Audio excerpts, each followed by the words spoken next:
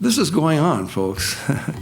And there could be more people. They certainly don't have a biblical view of God. And we need to understand this. And how are they doing? How are they making this crusade? Well, with science, so-called, okay? So President Bush gave a speech, and as I mentioned, he says, we are launching into the cosmos. We're going to build new vehicles capable of doing this, and so forth. So I begin the book by just giving a few statistics. 30 years ago, we sent Voyager 1 and 2 out into space. Remember? They got that gold record on there. Signed by Jimmy Carter, so-called Christian. Not a Christian by any means, and I don't know if you've read his latest book. What is the beginning of it? Not apartheid is the end of it. Partition, not apartheid. Okay. He is so anti-Israel. 24 of the members of his nonprofit group resigned in protest. He is pro-Arab, pro-Islam, anti-Israel, and really anti-God. But anyway, Jimmy Carter, what did he say on that gold record? Probably some of you would remember. Well, it was partly put together, actually, by Carl Sagan. Sagan the pagan. It's not a false accusation. He worshiped the cosmos. Sagan said, well, if we need something to worship, how about the sun and the moon and the stars? That's paganism. Wow, in the presence of the cosmos. Oh, the cosmos. The cosmos brought us forth. So we're all creatures of the cosmos, creatures of a big bang. And they're buying this because these are the guys that have the degrees and that impress people.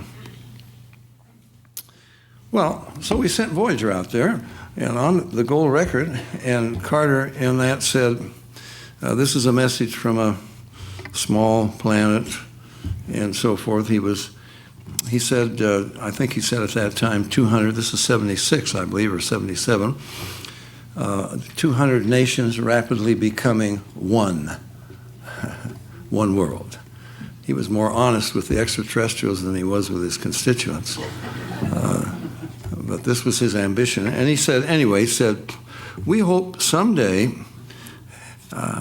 having solved our problems, to join a community of galactic civilizations. And he said, this is our hope in a vast and awesome universe. It caused me to write a book. Some of you may have read it. Whatever happened to heaven? Oh, our hope in a vast and awesome universe is to join a community of galactic civilizations? So I just show it'll never happen. 30 years. Voyager 1 and Voyager 2 are just now exiting the influence of our sun. Just now they've come to the edge of the solar system after 30 years. Voyager 1 is aimed at Alpha Centauri, 4.3 light years away, not very far in cosmic distances. How long do you think it will take them to get there? 77,000 years.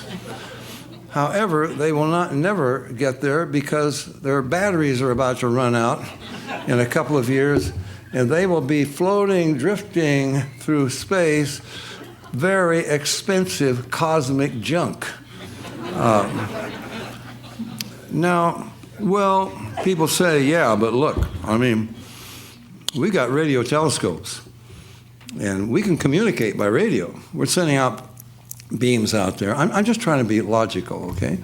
We're beaming messages out there by radio, and radio travels at the speed of light. That's 186,000 plus miles per second. Wow. That is fast by Earth standards. That is nothing. in the cosmos, okay? At the speed of light, it would take you 100,000 years to cross our galaxy, the Milky Way. 250,000 years to circle around it. Millions and billions of years to reach other galaxies. And the latest figures are 1 trillion galaxies. Okay, now I'm trying to encourage these guys. I say, well, you want to examine learn all you can about the solar system. That's great. You're not going to get beyond that. But, I mean, you think you're learning something about the cosmos. Look, there are 200 billion stars, like the sun, in our galaxy, the Milky Way. There are about 1 trillion galaxies, most of them much larger than our galaxy. So what is the sample that you have? You have 1 trillionth of 1/200 billionth of the solar systems.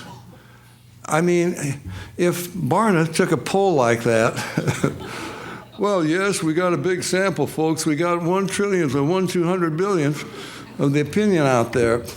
I don't think it would mean much, would it? I'm not trying to put anybody down. I'm not trying to say that you haven't accomplished a great deal to get to the moon, but I'm just saying, what have you done? Okay? Now, we sent a message, a radio message at a cluster of stars called M13. It will take 25,000 years for our radio message at the speed of light to get to M13. Another 25,000 years to get a reply back. You put an ad in the Wall Street Journal. We got the greatest investment. It will pay 1 billion%. Well, when does it pay off? Oh, 50,000 years from now. I don't think you could raise a dime. But our government is spending money on this sort of thing. Can you imagine? We're spending money to get some kind of information from, 50,000 years in the future? You got to be kidding. It is not going to happen. Now, you know Stephen Hawking. MS, does he have? I don't know. He's in a wheelchair. He's got terribly handicapped, and he speaks through an amplifier. Very brilliant guy, mathematician. He just received the highest scientific award that England passes out. And they took his medal. A British astronaut took his medal up to the space platform in honor of him because of his interest in space and so forth. Stephen Hawking says the human race is going to be destroyed. I mean, the chances are some huge meteor, or there's going to be some collision. We've got to populate other planets in the universe. We've got to get out there. We've got to build these colonies and so forth. I mean, the human race is in danger. Well, guys, if we're all the result of a big bang, and it's just been proceeding by chance, what are we concerned about? I mean, we don't mean anything. This whole universe is dying, second law of thermodynamics. One day, it will all be gone. I mean, it won't be gone, but it'll be dead, approaching absolute zero everywhere. All the plans and dreams and corporate schemes and ambitions of man will be like sand castles washed out into a cosmic ocean of nothingness. It'll be as though it had never been. Why are you so concerned? I come from Oregon, and we're all concerned about the sacred owl out there. Spotted owl. I was sitting next to a scientist from the Lord sits me next to interesting people, as I say. Sitting next to a scientist from the Oregon Museum of Science and Industry. I had a very interesting time.